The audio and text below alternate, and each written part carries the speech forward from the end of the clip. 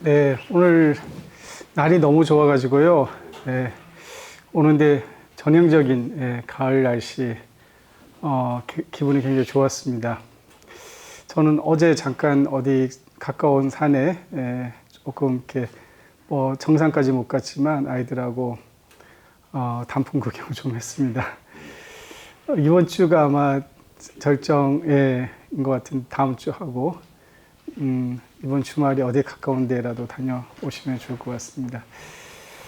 오늘 이제 할 내용은 손병희 선생의 이제 사상 부분입니다. 지난주 이제 생애에 대해서 말씀을 좀 드렸고, 오늘은 이제 사상과 철학인데요. 오늘 내용이 이제 다소 좀 어려울 수가 있어요. 왜냐하면 이제 형이상학적인 부분, 눈에 이렇게 잡히지 않는 그런 형이상학적인, 또 성리학에서 가장 어렵다고 하는 심성론, 수양론, 그와 관련된 논의가 이제 주로 이루어질 거라서 다소 어려울 수가 있습니다. 게다가 제가 손병희 선생의 이런 철학을 논문 발표는 해봤는데 대중적으로 이렇게 또 강의한 것도 처음입니다. 이게 제가 잘 할 수 있을지, 아직 저도 뭐 소화를 100% 못한 내용을 이렇게 꺼내는 거에 대해서 저도 상당히 조금 두려운 마음이 앞서는 게 사실입니다. 그래도 어쨌든 저도 또 배우는 차원에서 한번 이제 해보도록 하겠습니다. 이해가 한 번에 안 되시는 게 당연하다고 생각하시면 됩니다. 이게 한 번에 이해되면 정말 이제 그렇다면 그건 정말 그동안 공부가 깊으신 분이고 한 번에 이해 안 되는 게 당연하고요. 다행히 이제 제가 이 정리를 오늘 아침에도 기차 안에서 읽어보면서 왔는데 그래도 뭐 정리가 그렇게 나쁘지 않게 된 것 같아요. 그래서 제 이야기를 한번 들어보시고 또 글을 읽어보시면 아마 이해가 될 겁니다. 한 두세 차례 정도만 읽어도 충분히 이해를 하실 거라고 생각을 합니다. 네. 지난주 내용을 잠시 좀 다시 상기하면서 이제 들어가려고 하는데요. 손병희 선생의 이제 문제의식은 어릴 때부터 그 불평등 그리고 불의한 세상을 이제 바로 잡는 것이었어요. 이것을 이제 동학을 만남으로써 이제 그 길을 찾게 되었는데요. 그리고 이제 1897년에 도통 승계를 받고 동학의 3세 교조로서 이제 당장에 자기에게 주어진 현실적 과제는 동학 재건이었죠. 동학 노민혁명으로 또 뭐 완전히 이제 그 싹이 끊어지다시피 했으니까요. 그런데 이제 이 손병희 선생에게는 그런 어떤 동학 재건 또 종교적 조직의 확대 이것보다는 항상 그거에 앞서서 이분의 문제의식은 보고감민이었던 것 같아요. 그래서 그분의 삶 전체를 관통하는 가장 큰 문제의식은 어떻게 하면 이 무너져가는 나라를 바로 세우고 백성들을 좀 편안하게 할 것인가라는 데 있었다 이렇게 볼 수가 있습니다. 그렇기 때문에 이분이 동학을 입도하고 또 1905년 천도교로 개편하는 그 과정들 또 그 전에 이제 처음부터 일본을 가려고 했던 건 아니고 이제 미국을 가려고 하다가 이제 일본에 좀 체류하게 되었지만 한 4, 5년 동안에 일본을 통해서 본 이제 서양 문물 그리고 이제 1904년, 5년 이렇게 펼쳐진 이제 개화 운동 그리고 천도교 이제 개편 이후에 1907년 정도부터 이제 시작된 교육 사업과 인재 양성 그리고 이제 1910년대의 독립의 준비 3.1 운동, 이 모든 것이 사실 이 보국안민이라고 하는 이 용어로 저는 관통이 된다 이렇게 생각이 돼요. 그런데 이제 이것만 갖고는 이분의 인생을 다 설명을 하기 어렵다라는 게 이제 오늘 제 이야기입니다. 또 다른 이제 문제의식이 있었다. 그분의 인생을 관통하는 또 다른 문제의식이 있었는데 그것이 바로 우주와 성심의 본체를 온전히 깨달아서 진리를 확명하는 것. 이를 그분은 이제 대도견성이라는 표현도 쓰셨고 또 보덕천하라는 그렇게 표현을 하셨습니다.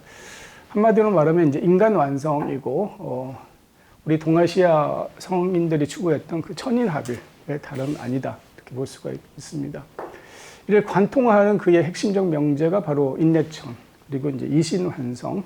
지난주에 이제 잠깐 이신환성에 대해서 이제 언급이 됐는데 이 이신환성이라는 단어도 좀 기억을 해주시면 좋을 것 같습니다. 그래서 이 두 가지 하나는 보고감민, 하나는 성신 그 포덕천하 진리 공부 이것을 병행한 것이 이분이 이제 자주 이제 쓰셨던 성신쌍전이라는 용어는 바로 이 두 가지를 겸전해야 된다, 병행해야 된다라고 하는 그런 이제 표현으로 이해를 하시면 되겠습니다. 이런 부분이 그를 단순한 독립운동가, 경세가에 그치지 않고 수도인으로 또 사상가로 또 영적 스승으로 조명해야 되는 이유라고 생각을 합니다. 이렇게 지난주에 이제 그걸 한번 이제 되새겨 본 겁니다. 이런 문제 의식으로 이제 이분의 사상을 한번 조명해 볼 때, 이제 중요한 몇 그 포인트들이 있고 또 중요한 이분이 직접 쓰신 글들이 있어요. 그래서 그 글들을 좀 중심으로 한번 살펴보도록 하겠습니다. 이분이 첫 번째 그 도통을 전수받은 게 이제 1897년 12월이거든요.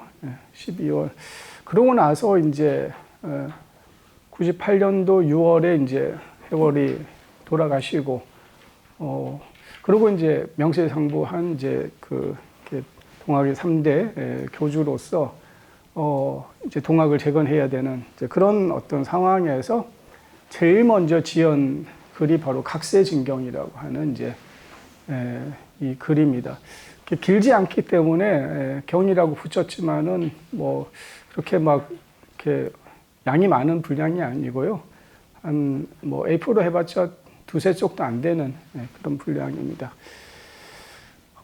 그리고 이제 수수명실록이라고 하는 글을 짓고 또 입도문이라고 하는 일종의 이제 의례, 그 동학에 들어오는 그런 어떤 절차를 이제 제정을 하기도 했습니다. 그 중에서 이 각세신경이 이제 그런 철학적인 그런 함의를 갖고 있는 그런 이제 뭐 일종의 경전이라고도 할 수 있는데요.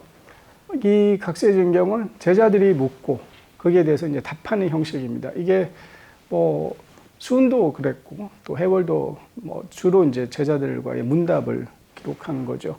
근데 이거는 실제로 이제 이런 제자들이 이렇게 묻고 답한 것을 나중에 이제 후술한 것일 수도 있고 또 그걸 이제 상상해서 제자들 당신의 어떤 이 글 펴기 위해서 이렇게 이제 했을 수도 있는데 어느 건지는 잘 모르겠어요. 어쨌든 이 제자들이 묻고 답하는 그런 방식으로 했는데요. 거기에 이제 중요하게 등장하는 용어들이 성, 심, 영, 이기, 오행, 음양, 점령, 강화, 귀신 이런 용어들이 동학의 주요 용어들. 이 중에는 물론 동학에 한정된 건 아니죠. 이건 뭐 성리학에서도의 중요한 용어들이고 또 불교에서도 마찬가지로 중요한 용어들이라고 할 수 있습니다. 그래서 어쨌든 성리학과 불교의 심성론에서 중요하게 그 제기되는 그런 개념들을 이제 다루고 있다. 이분이 제일 먼저 쓴 이 글에서 이런 중요한 개념을 다루고 있다라고 하는 데서 이분의 어떤 사상가로서 철학자로서의 면모가 이제 보이는 거죠. 그냥 단순한 정치적 리더가 아니고 이렇게 개념을 가지고 개념을 정의할 수 있는 게 사실 철학자의 가장 중요한 뭐랄까 뭐 역량이라고 할까요? 자질이라고 할까요? 이분이 그렇게 막 전문적인 훈련을 안 받았음에도 불구하고 여기에 대해서 정의를 이렇게 하고 있는 걸 보면요, 굉장히 놀랍습니다.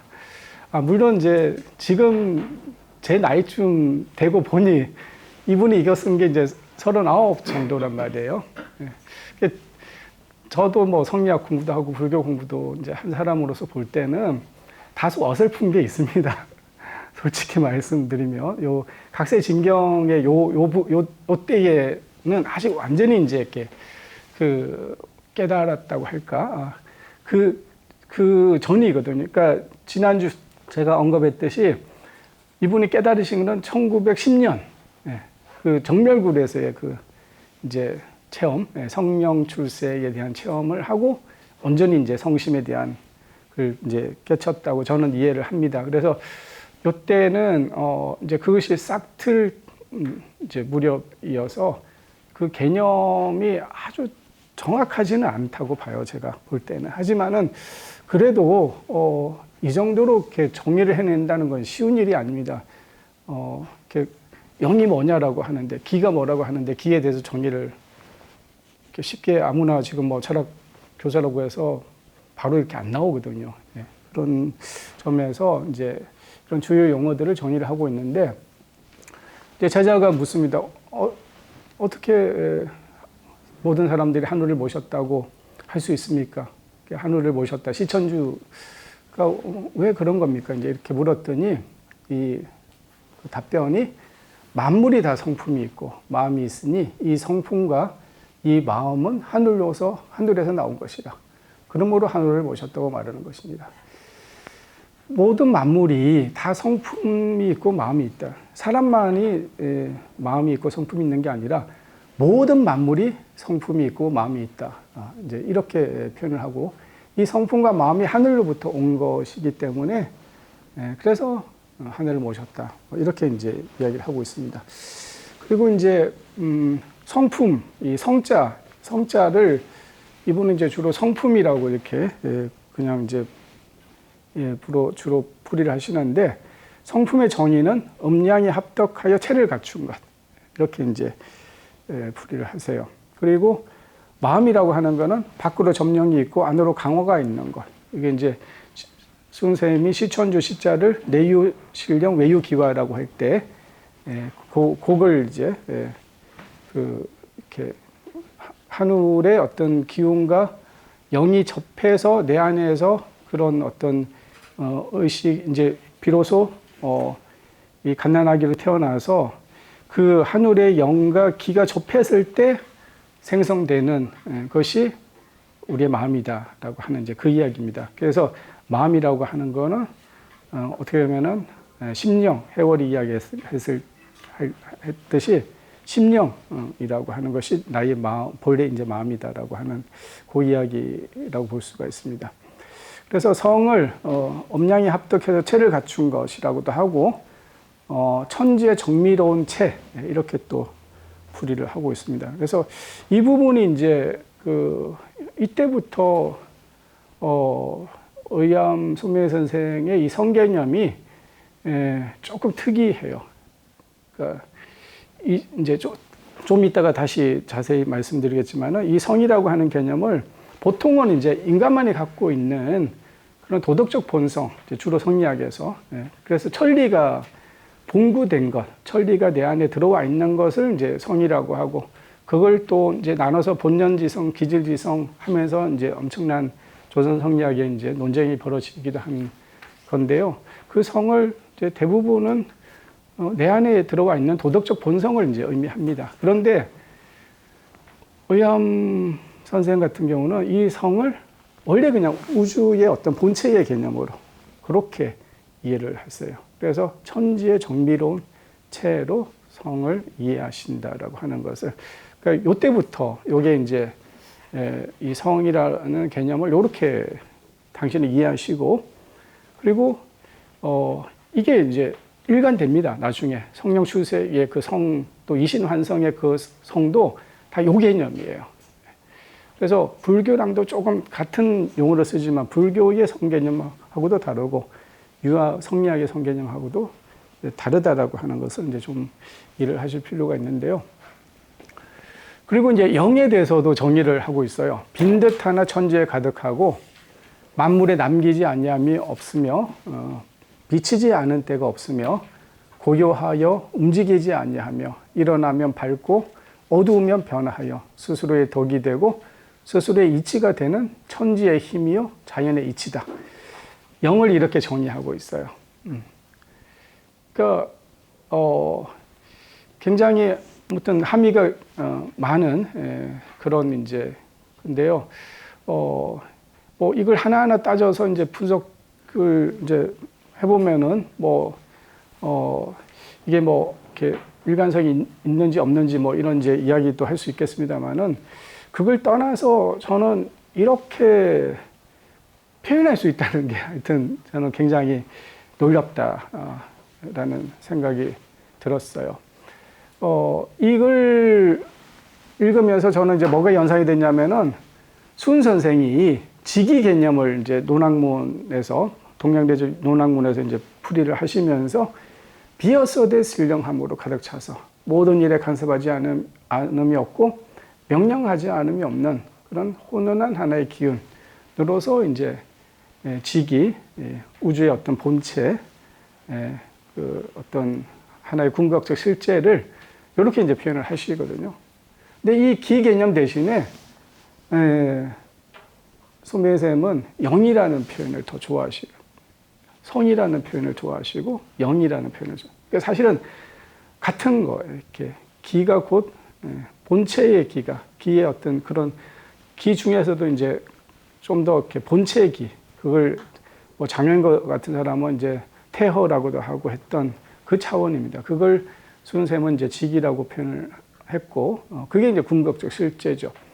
그런 표현을 영이라고 표현한다는 거예요. 의함은. 그래서 그게 그리 다르지 않다. 그리고 그걸 이제 또 성이라고도 표현하고 나중에 묶어서 그냥 성령이라고 표현합니다.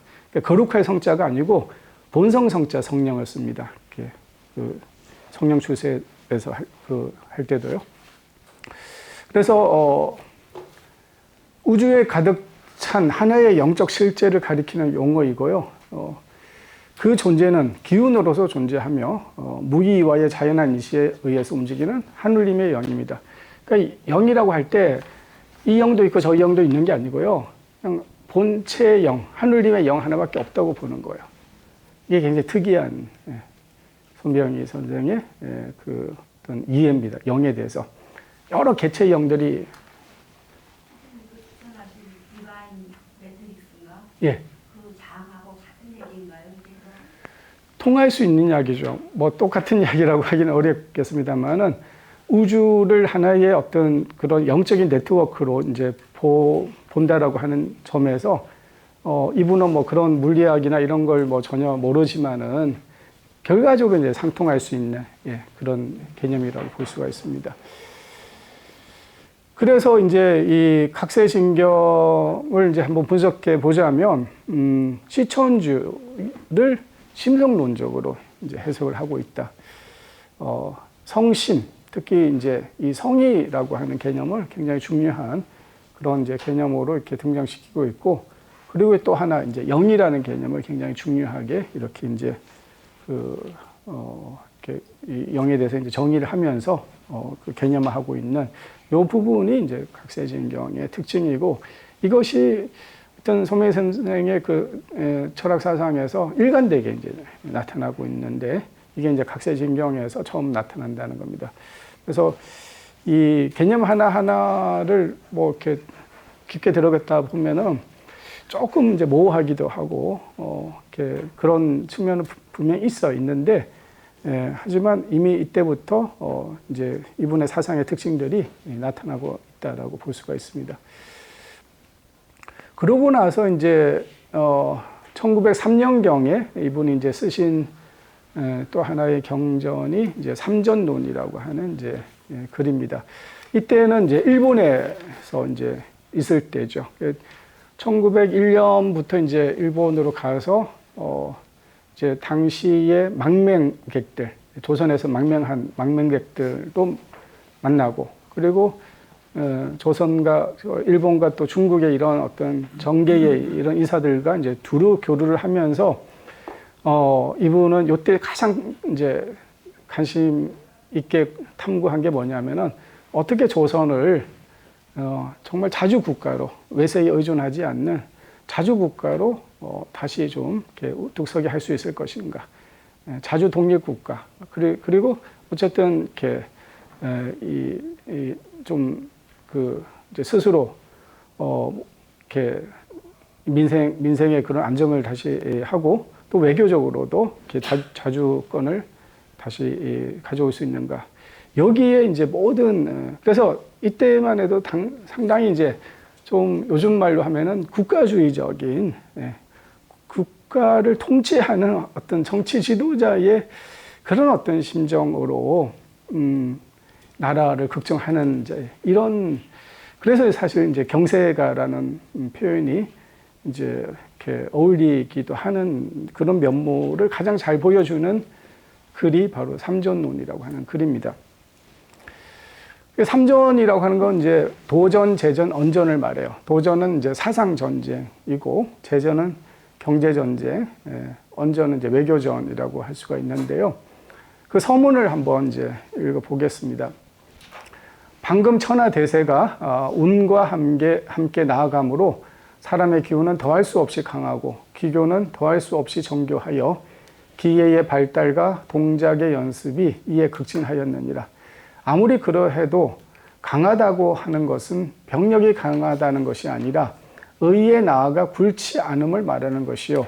기교는 교활한 교태가 아니라 일에 통달하여 예리함을 타는 것을 말함이니, 만약 앞선 무기와 굳센 무장으로서 병력이 서로 접전하면 강약이 서로 나누어져 인도가 끊어지리니 이 어찌 천리겠는가. 이 부분은 이제 서양의 그런 앞선 문물을 이제 인정하면서도 그런 어떤 제국주의적인 침략에 대해서는 이제 이렇게 비판을 하고 있는 이제 그런 부분이라고 보시면 되겠습니다. 세계 대세를 살펴보니 온 세상이 모두 강해져서 비록 싸운다 할지라도 같은 적수가 서로 대적하면 싸움의 공이 없으리니 이것을 오수부동, 5가지 이렇게 이 바둑에서 이제 이렇게 5 세력이 이렇게 한 지역에 힘의 균형을 이루고 있는 것을 이제 오수부동이라고 합니다. 그래서 이 힘이 거의 대등하기 때문에 전혀 이제 움직이지 않는 그런 것을 이제 오수부동이라고 하는데요. 그러면 무기로만 싸운다는 것은 자연히 쓸데없는 없이 되는 것이요. 무기보다 더 무서운 것 3가지가 있으니, 첫째 도전이요, 둘째 재전이요, 셋째 언전이라. 이 3가지를 능히 안 뒤에라야 가히 문명에 나아가 보국안민과 평천하의 계책을 가히 얻어 이루리라. 이러므로 말을 거듭 청하여 삼전론을 말하노라. 이게 이제 삼전론의 서문입니다. 서문이고, 그 다음에 이제 하나씩 그 도전, 재전, 언전에 대해서 이제 하나씩 이렇게 이야기를 하고 있는데요. 이것도 뭐 양이 그렇게는 많지 않습니다. 뭐 이렇게 뭐 아까 그 각세진경보다는 좀 많습니다만은 A4 용지로 하면은 뭐 한 4-5장도 안 될 거예요. 그런 분량입니다. 한문으로 쓰여졌나요? 한문으로 이제 쓰고 나중에 이제 번역이 됐어요. 그래서 그 선명희 쌤이 처음부터 한문을 썼는지 아니면은 이제 그걸 나중에 처음에 그냥 이 국한문 혼용으로 이렇게 쓰고 다시 옮겼는지 그건 잘 모르겠어요. 근데 지금 어쨌든 한문으로 되어 있고, 지금 그 천도교 경전에 의암성사 법설에 이제 포함이 되어 있습니다. 거기에는 이제 이렇게 번역한 거랑 한문이 이제 같이 이렇게 있습니다. 그래서 이제 이 삼전론이라고 하는 거는 결국 이제 도전을 중심으로, 도전이라고 하는 거는 이제 사상이죠. 우리의 사상으로, 우리의 사상. 그러니까 이제 사실은 이제 동학의 이 혼을 가지고 홍익인간부터 내려오는 이런 어떤 우리의 고유한 정신과 혼을 바탕으로 그리고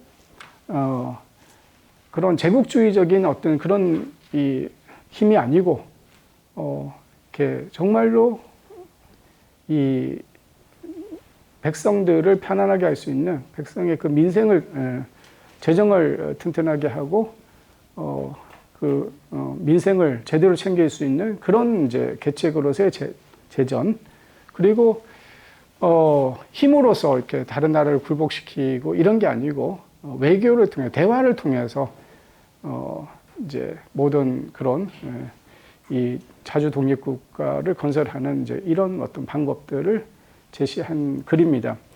그런데 이때만 해도 사실 이제 그 외국에 나간 지 한 2년밖에 안 됐기 때문에 아직 국제 정세라든지 제국주의의 어떤 본질 그 깊숙한 부분까지는 그렇게 깊게 이해를 했다고 보기는 어렵습니다. 그래서 상당히 어떤 측면에서는 오늘날의 이제 정치학자의 눈에서는 상당히 나이브한 좀 순진한 제국주의의 그 어떤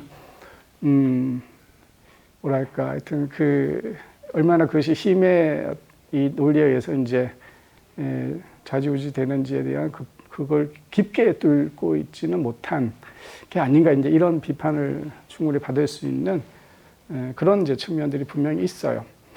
뭐랄까 하여튼 정치 철학적인 측면에서 볼 때 그렇게 어떤 뭐 탁월한 그런 뭐 사상가의 면모를 보여주는 건 아니에요. 다만 그런 어떤 그 도전, 이 사상이 조선 혼을 바로 세우는 게 중요하다라고 한 이런 측면들은 보통 이제 뭐 정치 철학하는 사람들도 별로 이제 중시 안 하는 부분들이죠. 그리고 어떤 경우에도 하여튼 이분은 그런 어떤 폭력을 통해서 이렇게 하는 것보다는 언전을 통해서 대화를 통해서 외교전을 통해서 해야 된다라고 하는 하나의 그런 원칙을 이제 표명한 거 이런 측면에서는 이제 의의가 있다 이렇게 볼 수가 있습니다. 그래서 제가 오늘 뭐 손명희 선생님이 아주 위대하다 이런 이야기를 하는 게 아니고 이분도 이런 어떤 30대니까 30대 40대 초에 사상이 형성되는 과정에서 뭐 이런 이제 어떻게 보면은 또 아직은 그렇게 완숙하다고 하기 어려운 이런 말 그대로 사상 형성 과정을 보여준다라는 겁니다. 그리고 이제 1905년 무렵에 쓰신 경전이 이제 천도태원경입니다. 천도태원경인데 그 천도태원경 맨 앞에 있는 게 이제 도전체도라고 하는 그 일종의 도표인데요. 여기 이제 도가 있고 도가 이제 정과 교로 나눠져서 이게 이제 어떤 종교적인 교화 그리고 이제 이게 정치를 의미하는 거죠. 그래서 모든 것이 도에 근원하되 실제 현실에서 베풀어질 때는 하나는 교로, 하나는 이제 정으로 드러나야 된다라는 거죠. 그리고 이 도라고 하는 거는 이제 무선무화이라고 이렇게 이야기를 해요. 이게 이제 이전의 유학하고 좀 다른 시점입니다. 유학에서는 도를 거의 절대선처럼 이렇게 생각을 하죠. 도덕의 근원이라고 이제 보통 이 도를 유학자들은 그렇게 봅니다. 그런데 도를 무선무학이라고 보는 요 점이 이제 동학천도교의 좀 특징적인 거죠. 이 도 개념에서 어떻게 보면 노자에 좀 가깝다 이렇게 볼 수가 있습니다. 그래서 도 자체는 무선무학인데 이것이 이제 현실에서 드러났을 때 교와 정으로 드러났을 때 그 교는 이제 선악분별을 해야 되는 거죠. 현실에서는 선악분별을 해야 되는 도 자체는 선이라고 말하기도 어렵고 악이라고 말하기도 어렵다는 거예요. 이거는 이제 수은 선생이 하늘 자체를 불택선악, 선악의 어떤 상대적 세계를 넘어서 있다라고 표명한 그 연장선상이라고 볼 수가 있죠. 그래서 교는 선악분별, 리는 선악의 경계를 획정짓는 기준. 이렇게 이제 이 도와 교, 리의 이쪽의 관계를 이제 이렇게 이야기를 하고 있습니다. 그리고 이제 저쪽으로 내려오는 정과 법은, 정은 사물과 사리를 분별하여 같은 결의에 관한 사유와 물질을 쌍방으로 적당하게 주재하는 입각점으로 적극적인 좋은 성과를 맺는 중요한 가치를 가진 것. 그러니까 정치를 사물과 사리를 분별하고 그리고 이 좋은 성과를 맺게끔 하는 그런 어떤 중요한 가치로서 이 정치를 표명을 하고 있습니다. 그리고 이 정치는 이제 주로 법을 통해서 이렇게 이루어지게 되는데, 법이라고 한 거는 법인과 개인 사이에 서로 끊어진 것을 맺게 하는 밝은 증거라고 이렇게 이제 정의를 하고 있습니다. 그래서 이렇게 어떤 개념을 이렇게 정리할 수 있다라고 하는 게, 이게 이제 이분의 어떤 사상가, 철학자로서의 이제 면모를 보여주는 것이고, 어떤 뭔가 이제 어떤 통찰력을 주는 이제 그런 개념이라고 할 수 있죠. 근데 여기서 말하는 법은 오늘날의 좁은 의미의 법만 의미하는 게 아니고요. 이제 제도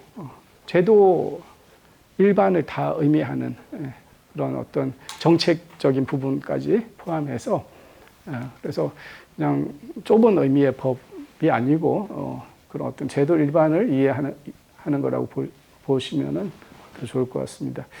그래서 그 다음에 이제 도가 어쨌든 교로 드러나고 또 정으로 드러나는데, 그것이 조화로울 때, 그 교와 정이 잘 어우러질 때 비로소 이제 좋은 다스림이 가능해진다. 그래서 정치라고 하는 것은 수많은 인족이 한 길로 돌아가 마음자리는 교회 구역에 세우고 몸의 격은 정치 세계에 지켜서 영속적인 한 규칙으로 영의 빛을 세계에 발휘하여 인류의 참된 면목이 드러나게끔 하는 것. 이게 이제 치다라는 거예요. 잘 다스리신다고 하는 것은 바로, 그래서 이게 이제 나중에 성신상전으로도 이제 연결되는 겁니다. 그래서 한 부분은 이제 몸을 중심으로 한 실천, 또 한쪽은 이제 마음 공부, 더 나아가서는 성품 공부를 통해서 이제 진리를 확명하는, 요걸 늘 이제 같이 가야 된다라고 하는 그런 이제 이야기를 하고 있는 겁니다. 그래서 다스림의 극치에 이르러 빛나고 화하는 그런 천인의 품격이 이제 드러난다. 그래서 이렇게 문명이 이제 비로소 이렇게 지금까지의 문명과 다른 이제 그런 어떤 품격 있는 문명이 이제 드러날 수 있고, 이것이 다시 무극으로 다시 이제 이 무극의 극치에 이르러서 다시 도로 기일하는 그런 이제 과정으로 이 천도가 세상에 드러났다가 다시 이제 본래 도로 돌아가는 이제 그런 과정을 이야기하는 게 천도태원경입니다. 쉽게 말해서 천도태원경은 정치와 종교, 흔히 말하는 교정일치, 교정일치에 대한 그런 어떤 그러니까 이전에 근대 이후로는 사실 교화정을 분리해서 이렇게 이제 늘 이야기되었던 것이 뭐 주로 서구 정치학의 이제 기본인데, 소미애 선생은 그게 분리돼서는 안 된다는 거, 오히려 분리돼서는 안 되고 이 그런 어떤 교의 바탕에서 이 정이 제대로 펼쳐질 때 진정한 다스림이 좋은 다스림이 가능하다라고 하는 그런 이제, 그래서 천도의 바탕은 정치. 사실 그게 노자의 무의 정치가 사실 그런 거였죠. 그런 거였고, 한비자 역시 우리가 법가사상가로 구분을 이제 하지만은, 저는 한비자를 법가로만 한정하는 걸 약간 저는 이제 좀 제거해봐야 된다는 사람이에요. 물론 뭐 이런 견해는 아직은 이제 이렇게 많은 뭐 좀 검토돼야 될 거긴 합니다. 제 개인적인 의견으로는 한비자를 법가로 한정하기보다도 그러니까 장자를 도가로 한정할 수 없듯이, 저는 한비자도 법가로 한정하지 말고 한비자의 그 많은 부분은 노자를 개성하고 있거든요. 예. 유로라는 편이 있고 해로라는 편이 있습니다. 한비자의 그거는 노자를 이제 개성하면서 말 그대로 도에 바탕한 정치를 역시 한비자 역시도 이야기를 하거든요. 예. 그런 전통이 어쨌든 이 동아시아의 정치 철학에서 굉장히 중요한 부분인데 이런 부분들이 이제 이렇게 이 노자학이나 이런 한비자의 학에서 조금 이제 그렇게 중시 안 되는 것 같아요. 오늘날의 연구에서. 근데 이런 쪽에 도에 바탕한 정치, 천도의 어떤 질서에 부합하는 그런 어떤 새로운 이상적 그런 어떤 정치를 이야기한 그것이 천도 태원경의 한 의미다 이렇게 좀 볼 수가 있습니다. 이게 이제 오늘날에는 어떻게 이해가 될 수 있냐면요. 결국 천도라고 하는 것은 생명의 질서거든요. 생명의 원리란 말이죠. 근데 오늘날의 그 정치, 경제, 뭐 사회, 교육, 산업 모든 부분에서 생명의 질서에서 어긋나는 생명을 소중히 여기지 않고 모든 것을 자본과 과학 기술이라는 이름으로 이제 한단 말이죠. 근데 생명의 질서라고 하는 거는 결국은 노자가 말했던 무의도 이제 마찬가지고요.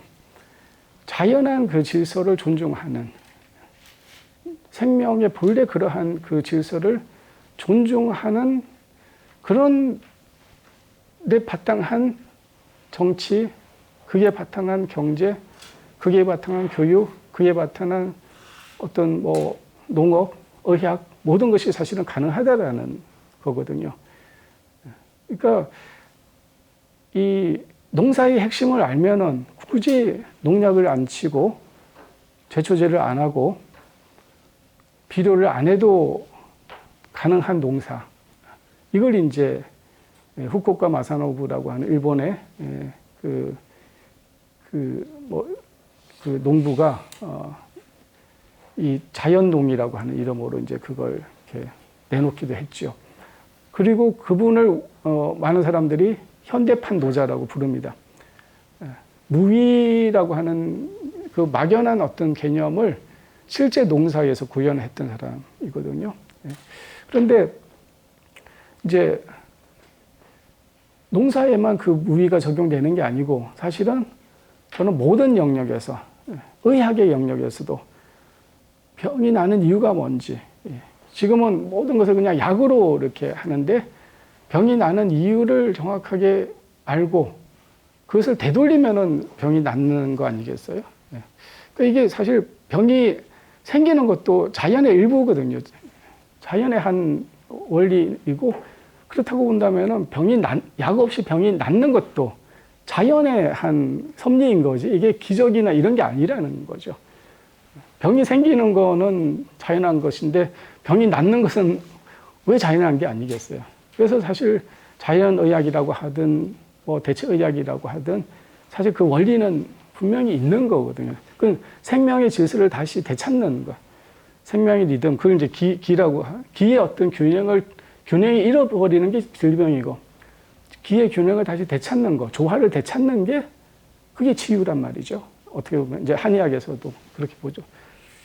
동학식으로 말하면 조화정이 되면은 병이 나을 수 있다는 말이죠. 이런 게 이제 자연의 질서고 천도입니다.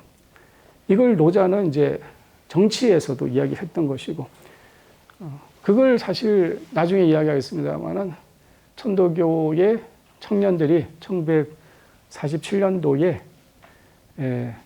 경제 동기일체 순환경제라는 이름으로 또 내놓기도 합니다. 돈이라고 하는 거는 원래 돈다에서 나온다 그래요. 이 용어가 돈은 돌아야 된다고 해서 돈다라고 하는 개념에서 이 돈이 나온 건데 이게 잘 돌지 못하고 한 사람에게 독점이 되었을 때 모든 문제가 생기죠. 지금도 마찬가지고요.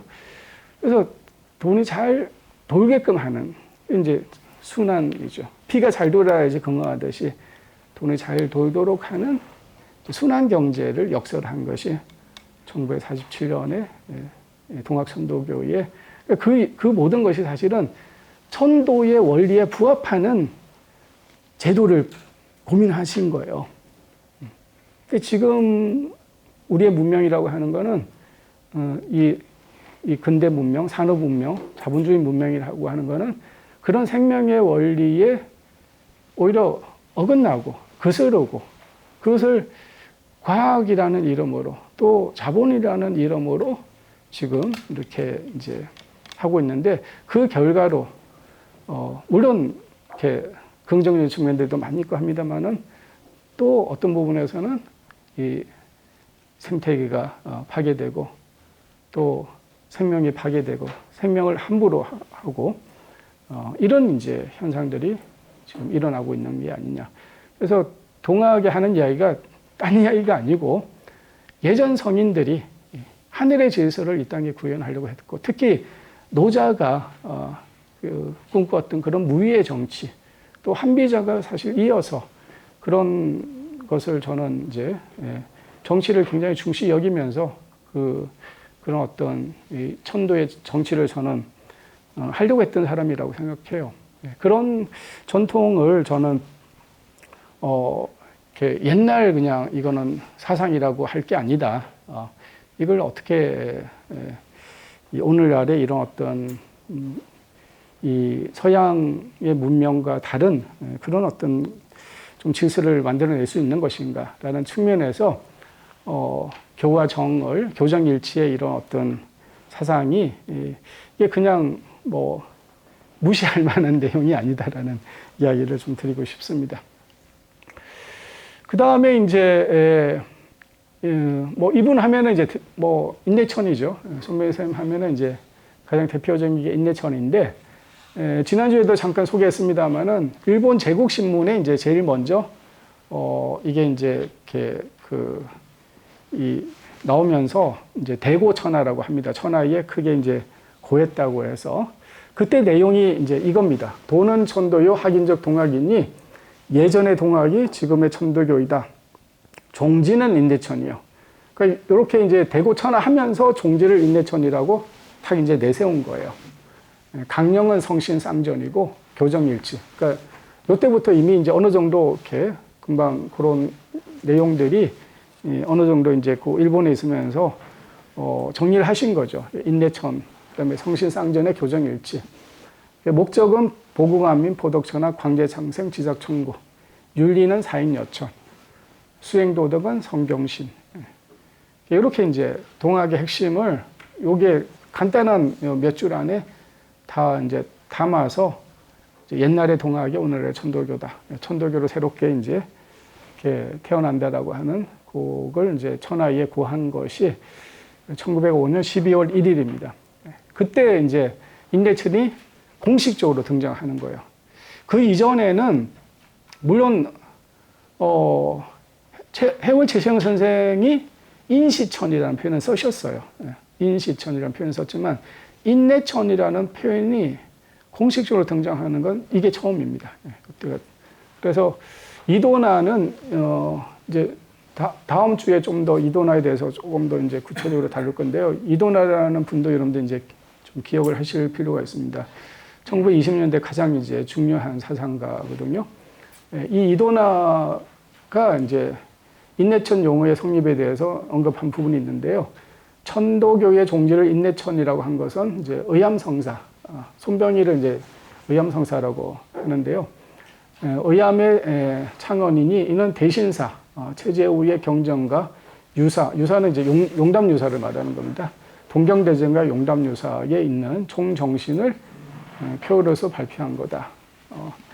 그래서 이 용어 자체는 손명희 선생의 용어고, 근데 이것이 그렇다고 뭐 이분이 그냥 이렇게 지어낸 게 아니고, 수은최재호 선생의 그 동경대전과 용담유사의 내용을 핵심적으로 요약한 것이 인내천이다. 이런 이야기죠. 그러고 나서 이제 2년 후에 1907년에 대종전이라고 하는 이제 최초의 교리서가 나옵니다. 이게 천도교의 최초의 교리서라고 할 수 있는데 지금 손명희 선생의 의암성사 법설에 이제 수록이 되어 있는데 제가 볼 때는 이거는 손명희 선생님 직접 쓰신 게 아니고 이제 양한묵이라고 하는 분이 있어요. 나중에 이제 무채법경에도 그분의 이름이 등장하는데 이분은 한때 스님을 했던 분이고 그리고 이제 일본에 가서 또 신학문도 하셨던 당시 어떻게 보면 1905년에서 이제 그 이도나가 아직 나오기 이전에 1920년 정도까지는 이분이 가장 대표적인 이론가예요, 천도교의. 제가 볼 때는 양화문가한테 시켜가지고 네가 이 인내천에 대해서 조금 설명하는 글을 한번 적어봐라. 그렇게 해서 나온 게 아닌가 저는 생각합니다. 물론 거기에는 이제 뭐 오얌 선생의 어떤 그 이제 나중에 글을 적어왔을 때 또 뭐 일부는 고치라고 했을 거고 뭐 그래서 이제 이렇게 그걸 그래서 그런 부분이 약간 좀 그걸 양한목의 글이라고 해야 될지 또 손명희 선생님 글이라고 해야 될지 이제 좀 그런 건 뭐 어떻게 보면 공동 뭐 이렇게 저서다 하면 가장 이제 무난할 수 있다고 보는데요. 일단 제 느낌으로는 양한목의 글 그분이 일차적으로 이렇게 초고를 작성을 하고 손명희 선생님이 조금 그걸 보완하지 않았을까. 그건 제 개인 생각입니다. 왜냐하면 이제 이전에 손명희 선생님이 썼던 글하고 요 대종정의는 약간 이게 달라요. 이게 글 쓰는 사람을 보면은 이제 글의 어떤 흐름이나 문체나 이게 어떤 강약이나 이런 게 있거든요. 근데 이게 손명희 선생님의 어떤 그 문투는 아닌 거예요. 이게 문투가. 그래서 양한무인 것 같긴 한데 어쨌든 이분이 이제 뭐라고 표현을 하고 있냐면 대신사는 우리 교회 원조라. 그 사상이 넓은 데로부터 간략한 데 이르렀으니 그 요지는 인내천이라. 인내천으로 교회에 객체를 세우고 객체를 이루고 인내천을 인정하는 마음이 그 주체의 자리를 점하여 자기 마음을 자기가 절하는 것을 교회체로 하여 자심자배라고 표현되어 있는데요. 자기 마음을 자기가 절한다는 건 이제 섬긴다, 공경한다. 지난번에 그 해월의 이제 경천이 곧 경심이다. 마음을 공경하는 거다. 그 이야기죠. 하늘에 참된 근원의 최고점에 선하니 이것은 인간계에서 처음으로 설명된 큰 가르침의 바른 뜻이라 말함이 좋하도다 하면서 큰 가르침의 바른 뜻이라는 의미로 이제 대종정의 그 인내천을 이제 그 이야기하면서 인내천이라고 하는 건 다른 게 아니라 자기 마음을 공경하는 그런 것을 이제 이렇게 중심으로 하는 채로 하는 그런 가르침이고 이런 가르침은 그동안의 종교 역사에서 거의 없었다. 뭐 이제 그런 이야기인 거죠.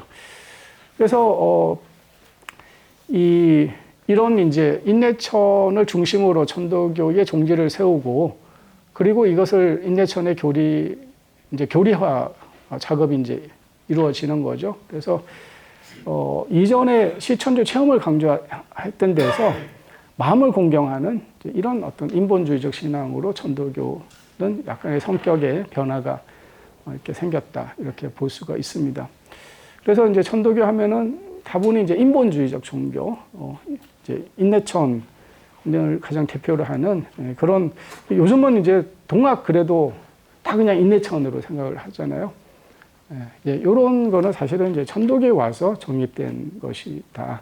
사실은 동학은 시천주가 이제 핵심이었다 이렇게 이제 좀 구분해서 보자면은 그렇게 볼 수가 있습니다. 근데 이제 그래서 많은 그 연구자들은 인내천은 당시 시대적 요구에 부응한 거다. 당시에 이제 서구의 그런 어떤 인본주의가 이제 들어오고 휴머니즘적인 이런 이제 사유에 아마 그게 해서 이제 인내천을 강조한 거 아니냐. 이런 이제 해석이 이제 거의 뭐 지배적입니다. 이것도 뭐 맞겠죠. 당연히 이제 그런 요소들도 분명히 있을 텐데. 왜냐하면 이제 시천주라고 하면은 아무래도 이거는 체험을 강조할 수밖에 없거든요. 내유실령 외유기와의 하느님의 어떤 기운을 체험하고 또 뭐 그런 어떤 내 안에 하느님의 어떤 영을 뭐 또 체험하고 이 상당히 이제 쉽게 말하면은 신비주의적 요소가 있는 거예요. 이게 시천주를 체험을 강조한다라고 하는 거는. 그런데 이제 그렇게 되면은 이 그런 어떤 신비주의적인 성향이 당시의 어떤 그런 근대화의 이런 것과는 좀 안 맞는 거죠. 어떤 합리성을 더 중시 여기고 그런 어떤 인간의 어떤 이 주체적인 의지 이런 것들을 강조하는 그런 결하고는 좀 안 맞는 거죠.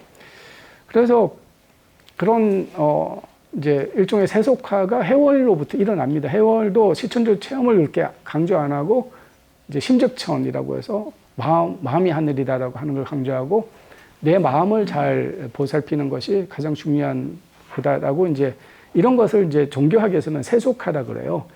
세속화란 말이 꼭 부정적인 말이 아니고 더 많은 사람들에게 다가가기 위해서 좀 더 대중화 하면서 좀 더 합리적인 그런 어떤 해석을 하는 과정을 이제 그 세속화라고 합니다. 우리는 그런 세속화라는 말을 부정적으로 쓰지만은요, 종교학에서는 그게 부정적인 게 아니고 원래 한 2대 정도 가면은 그것을 좀 더 많은 사람들에게 대중화하는 그런 노력 이런 걸 이제 세속화라고 한다는 겁니다. 그게 사실 해월에게서 일어나는 거고 그렇기 때문에 더 많은 사람들에게 받아들여졌던 것도 사실이거든요.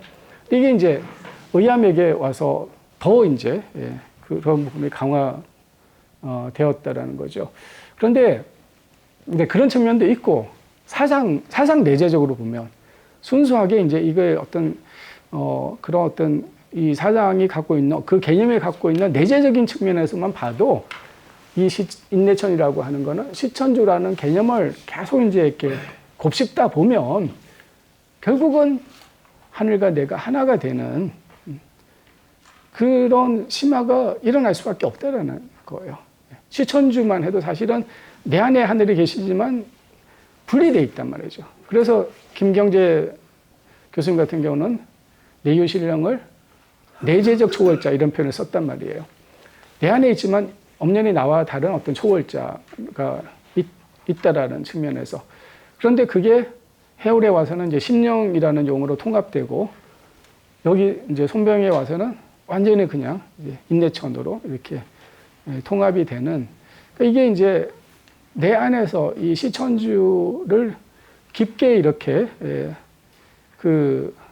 이 체험하고 또 생각하고 사유가 깊어지다 보면은 결국은 우리가 둘이 아니고 하나구나. 이게 사실은 이제 순쌤 안에서도 일어났던 일이죠. 4월 5일 날은 바깥에서 하늘의 소리를 들었지만 그게 그날로 끝난 게 아니라 그랬잖아요. 5, 6개월 동안 지속되는 과정에서 나중에 한 9월 20일 뭐 요 무렵이라고 하는데요. 요 무렵에 오심적 여심을 깨달으시는 거예요. 너의 마음이 나의 마음이다. 하나다라고 하는. 그러니까 순쌤이 결국 하늘의 마음과 내 마음이 하나라구나라는 걸 깨달으면서 이제 더 이상 그런 어떤 이제 더 이상 그런 체험이 없어지고 하나이기 때문에 굳이 이제 들어야 될 것도 없고 구해야 될 것도 없는 쉽게 말하면 그런 천인합일의 어떤 마음의 경지에 도달하신 거죠. 그래서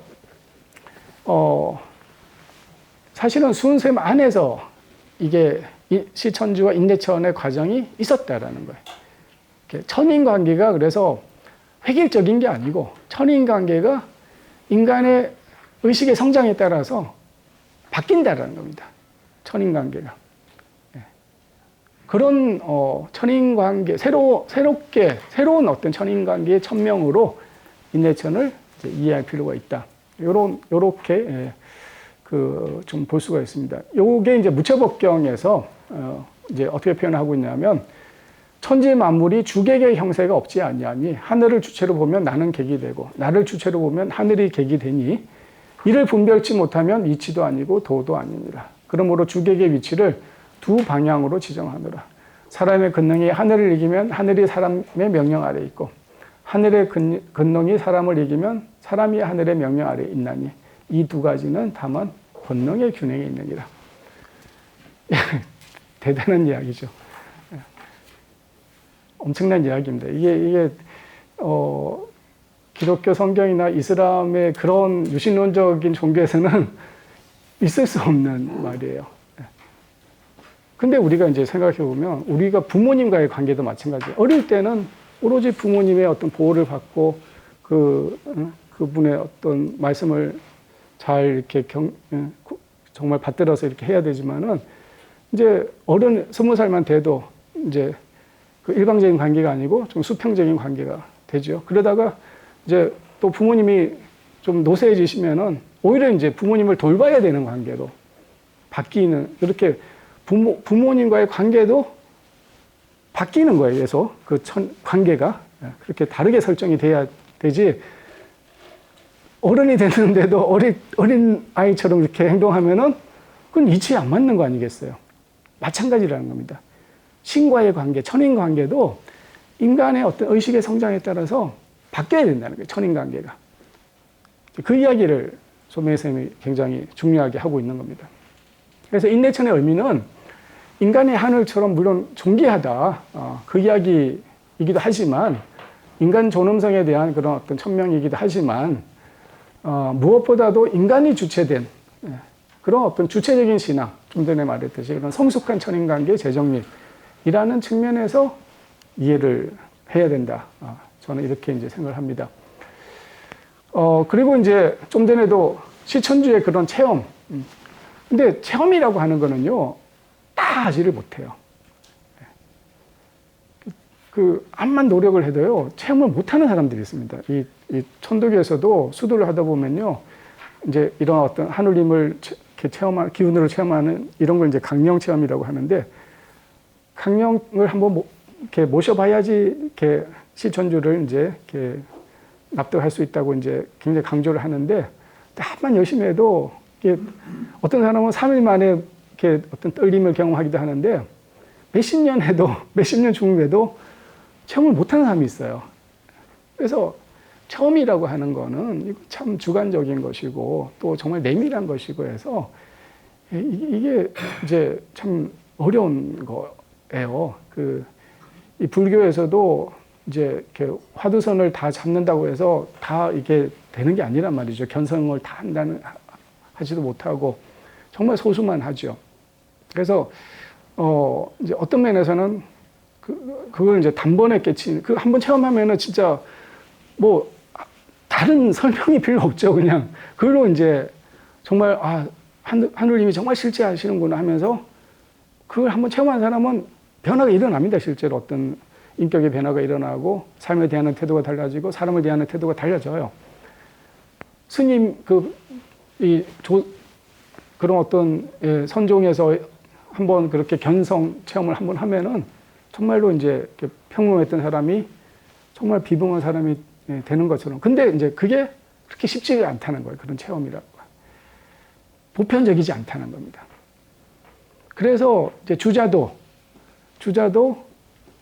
이제 이 당시 육산상하고 논쟁한 이유가 뭐냐면, 육산상은 그런 체험을 중시한 사람이고, 주자는 그 모두가 할 수가 없으니 차라리 단계를 설정하고, 그러니까 이제 도노가 암만 좋지만은 이 참선이 정말로 훌륭한 수행법인데, 윗바사나 수행, 관법을 통해서 차근차근히 올라가는 공부, 이제 그게 이제 저쪽 남보항 불교에서는 아직도 이제 윗바사나를 중심으로 한단 말이죠. 그래서 예전에는 저도 이제 이렇게 좀 단박에 깨치는 걸 좋아하는 사람이었는데, 나이가 좀 되다 보니까 저도 이렇게 단계를 밟아서 하는 요 이야기를 왜 했는지, 한때는 제가 주자를 엄청 비판을 하고 이쪽에 이제 그 심학적인 양명학 쪽을 저도 좋아했던 사람인데, 근데 이제 이해는 되는 거예요. 이게 주자가 왜 그렇게 그런 어떤 측면들을 좀 어떤 단계를 밟아서 하는 거, 또 주지주의적인 그런 것들을 왜 중시했는지를 왜냐면 체험은 누구나 할 수가 없기 때문이라는 겁니다. 그래서 그런 체험과 무관하게 이미 본질적으로 하늘이라고 하는 걸 이제 천명한 게 인내천이고, 천이 인간의 본질이다. 또 본성으로 이 하늘을 이미 본유하고 있다. 이걸 이제 깨달아야 되고 이걸 이제 받아들일 때 달라진다라는 거죠. 그래서 이제 많은 사람들이 인내천을 그냥 무신론 또는 철학적 신론이라고 해석을 하기도 해요. 하늘이 곧 사람이다라는 거예요. 사람을 떠나서 하늘이 없다. 그래서 인내천을 무신론으로 해석하는 사람들이 많습니다. 근데 천내인이 아니잖아요. 천내인이라면 금방 그런 해석이 맞는데 주어가 인이란 말이죠. 사람이 곧 하늘이다라고 하는 이 말은 이제 1차적으로는 하늘처럼 존귀하다는 말이고 두 번째는 사람의 본질이 하늘의 본질과 같다라고 하는 이제 그 이야기를 하는 겁니다. 그래서 이 인내천을 신관이라고 물론 뭐 볼 수도 있겠지만은 그렇다 하더라도 그 신관이 무신론을 의미하는 건 아니라는 거예요. 무신론은 아니고 얼마든지 하늘은 똑같아요. 그 수은쌤이나 해월쌤 이야기했듯이 이 우주에도 가득 차 있는 그런 연기로 가득 차 있는 존재이고 또 내 안에도 있는 존재. 그런 존재를 부정하고 그런 어떤 궁극적 실제는 없다. 우리보다 더 위대한 어떤 힘이나 원리 같은 건 없는 거다라고 하는 이야기를 하는 게 아니라는 거예요. 그냥 무조건 인간의 어떤 존엄성만 주장하는 그런 것들을 이제 철학적 신론이라고 하는데, 포이에르바하가 이제 대표적인데, 신은 이제 인간이 만들어낸 개념이라고 이제 보는 거거든요. 근데 그런 이야기는 아니라는 거예요. 그래서, 그런 신에 대한 새로운 이야기를 했다기보다도 인간 본질에 대한 천명이다. 인간의 신적 가능성, 인간 안에 이미 그런 어떤 신성이 내재되어 있다. 그 해월쌤 이야기로 하자면은 씨앗처럼 내재되어 있다. 그래서 이제 그걸 키워야 된다 그랬잖아요. 그거에 대한 천명이고, 또 인간 완성에 대한 오랜 열망의 그런 어떤 현대적 표현이다. 이렇게 볼 수가 있습니다. 그래서 인간은 자기 안에 우주의 영, 우주 생명, 우주 의식, 또 신성으로서의 하늘님을 깨달아서 하늘을 깨닫는다라고 하는 의미에서 이제 각천. 또 내 안에 있는 하늘을 내 삶에서 구현해야 된다라고 할 때 이제 채천. 각천, 채천해야 되는 존재인 거지. 계속 그냥 하늘님을 이렇게 섬기기만 하는, 이렇게 일방적으로, 하늘을 늘 주로 하고 나는 늘 객체로서 이렇게 하는 그런 이제 수동적인 신앙에서 이제 한 걸음 더 나아가야 된다. 라는 그런 이야기를 사실 하는 거다. 그렇게 볼 수가 있습니다. 그래서 인내천은 내 안에서 하늘과 통합된 인격을 의미한다. 이렇게 볼 수 있습니다. 하늘과 내가 나의 중심에서 통합되어 있다. 이 그림을 지난번에도 한번 제가 소개한 적이 있는데요.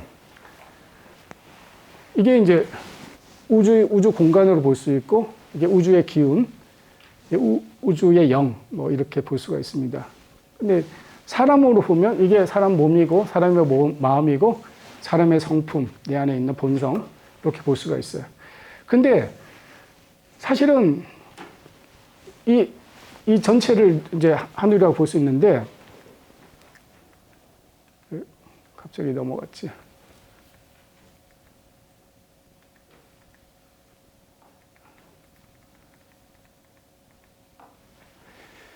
근데 이게 이제 하늘 따로 사람 따로가 아니란 말이죠.